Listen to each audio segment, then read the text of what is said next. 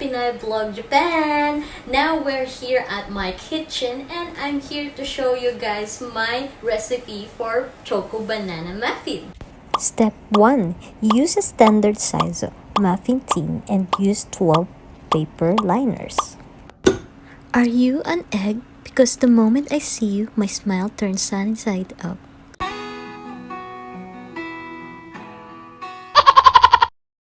Place a bowl.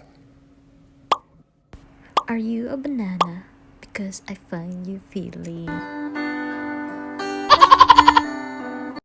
Prepare the banana to mash. Baking powder. Baking soda. The king of the egg. Ooh la la, butter. Sugar. Flour. Mashed banana. Amonyanyo chupapi. Combine the sugar and the banana. The king of the egg.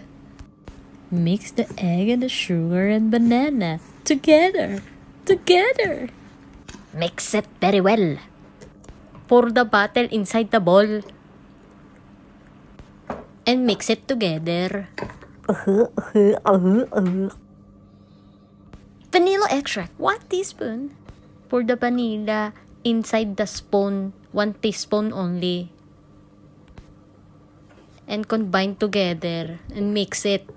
Prepare a big bowl. Now sift the flour very well.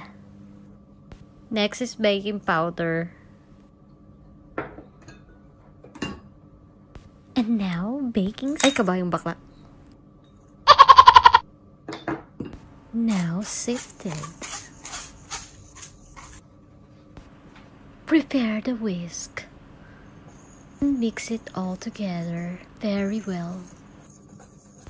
Very well. Very, very well. And very, very well. Can you stop mixing now? I'm tired. The big bowl. Pour the banana into the big bowl.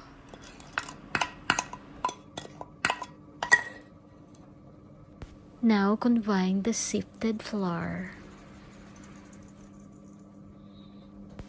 and mix it together. Mix it very well.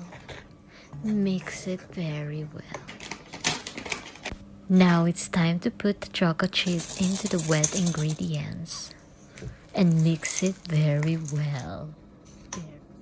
A standard muffin tin and an ice cream scoop. Don't forget to preheat your oven 180 degrees.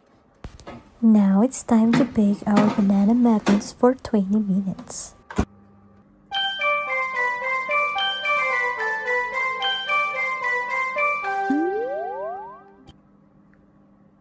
Push that subscribe button and also the bell button. Ciao!